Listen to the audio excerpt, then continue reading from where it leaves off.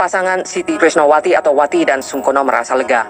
Menunggu hampir 60 tahun, mereka akhirnya mendengarkan pengakuan pemerintah Indonesia bahwa peristiwa 1965 tergolong pelanggaran hak asasi manusia HAM skala berat. Dengan begitu, mereka adalah korban dari pergolakan politik berdarah itu. Identitas mereka sebagai warga negara Indonesia dicabut, tidak bisa pulang sampai mencari suaka di negara-negara lain. Waktu saya pergi itu juga, waktu pesawat naik itu saya lihat makin lama makin meningkat. Tanah air saya. Baru 5 tahun nanti saya baru pulang lagi. Tahu-tahu nggak bisa pulang. Itulah pengalaman dia. Baik kalau saya ingat-ingat ini, saya masih nangis sendiri deh. Apalagi kalau saya ingat orang tua saya apa itu. Saya bayangkan waktu meninggal itu bagaimana. Bahwa kami itu selalu merindukan Indonesia itu tetap ada. Di rumahnya kami hanya 4 tahun. Waktu itu pulang itu sangat senang sekali. Jadi waktu peristiwa harus pergi lagi. Waduh, rasanya gimana ya? Wati, putri seorang diplomat, Sungkono seorang pemuda yang dikirim pemerintahan era Presiden Soekarno belajar ke Rusia. Semula, orang-orang yang tidak bisa pulang atau eksil seperti mereka diperkirakan berjumlah ribuan orang. Mereka adalah WNI yang ditugaskan oleh pemerintah untuk belajar di luar negeri, diutus mengemban misi diplomatik atau menghadiri acara internasional ketika itu. Kini mereka diperkirakan tinggal sekitar 100 orang, semuanya berusia lanjut. Hamparan makam ini ada di tepi sungai Amstel, Amsterdam. Nama-nama Belanda jamak tertera pada batu nisan yang ada di makam ini. Tapi penanda lain menunjukkan bahwa tempat ini juga menjadi peristirahatan terakhir bagi orang-orang Indonesia. Kedua orang tua Wati, Sukrisno dan Siti Aminah berpulang di negeri Belanda jauh sebelum pemerintah Indonesia berjanji memulihkan hak-hak korban lewat penyelesaian non-yudisial kasus 1965. Di masa hidupnya, Sukrisno adalah sosok yang dikenal dekat dengan Presiden Soekarno.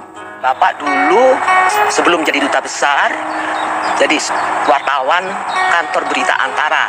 Selanjutnya ditugaskan oleh Bung Karno untuk menjadi duta besar pertama membangun kedutaan besar Indonesia di Rumania. Itu tahun 61. Kami tinggal di sana selama 4 tahun, jadi 61 sampai 65. Bapak jadi duta besar di Rumania.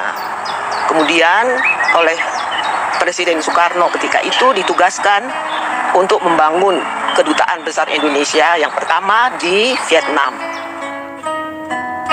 Lantaran tidak setuju dengan pembantaian massal pasca peristiwa 1965, Sukrisno meletakkan jabatan sebagai Duta Besar Republik Indonesia untuk Vietnam. Buntutnya, dia dinyatakan persona non grata oleh penguasa baru.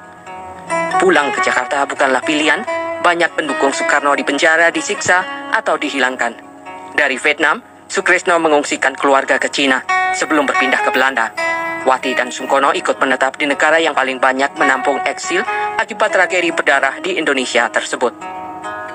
Kedua orang tua Wati telah berpulang, tidak sempat mendengarkan pernyataan pemerintah Indonesia bahwa peristiwa 1965 yang menjadikan mereka korban merupakan pelanggaran HAM berat. Ya buat kami tentu sangat senang, sedih, dalam arti, wah, dulu yang diharap-harapkan ibu maupun bapak, terutama bapak ya, karena bapak sampai terakhir tidak mengambil kewarganegaraan Belanda.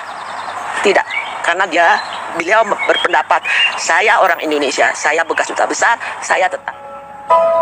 Usai berziarah ke makam mantan Dubes Sukrisno, kami melanjutkan wawancara di rumah Sungkono Wati. Ruang tamu di kota Amsterdam ini serasa rumah di Indonesia.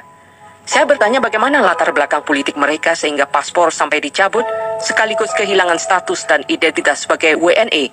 Kalau kami yang tidak boleh pulang itu pada pokoknya ditanya bagaimana sikap Anda kepada peristiwa 65 itu.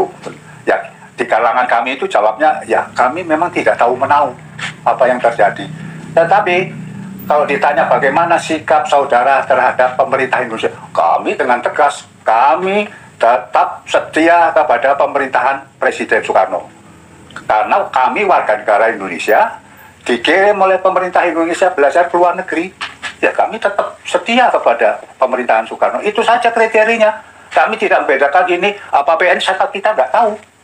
Apa dia itu si A itu PNI atau PKI atau Partido, kita tidak tahu. Yang penting sama-sama belajar. Kalau Pak Sungkono sendiri apa hubungannya dengan PKI? tidak ada hubungan kepartaian, tidak ada. Wong saya itu di di luar negeri itu tidak ada partai. Di sana kan status kami mahasiswa Indonesia. Hubungan kami ya ke KBRI saja. Sebelum diberangkatkan ke Rusia, apakah menjadi anggota partai? Saya itu masih muda remaja waktu itu ya. Kan saya bilang bahwa saya ingin belajar itu kalau bersandar pada pembiayaan orang tua itu sudah nggak sanggup. Jadi keadaan kami itu sebenarnya ya cukup sulit. Ya, dalam waktu itu ya saya tidak berpikir untuk masuk partai karena saya juga harus membantu orang tua saya untuk kerja mencukupi kebutuhan hidup kan.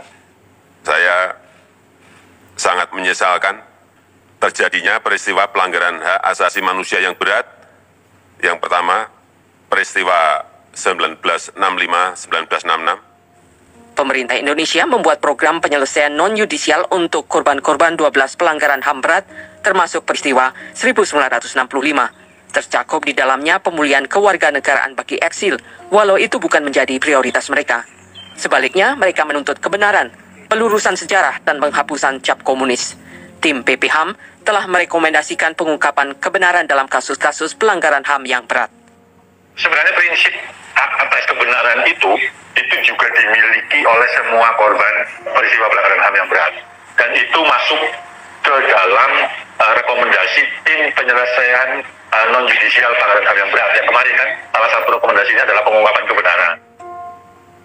Wati kini berusia 74 tahun, Sungkono 84 tahun, dan para eksil lainnya masih menunggu realisasi penuh pemulihan hak-hak korban pelanggaran HAM berat. Di penghujung hidup, mereka tetap mendesak pengungkapan kebenaran. Apakah mereka menyimpan penyesalan atas sikap mereka yang berakibat tidak diakui sebagai WNI? Sama sekali tidak menyesali karena pengakuan saya ya. Saya tetap setia kepada pemerintahan Presiden Soekarno karena itu misalnya saya itu dilarang pulang sampai harus tidak bisa berhubungan dengan keluarga, tidak tahu menahu tentang orang tua saya, itu memang resiko.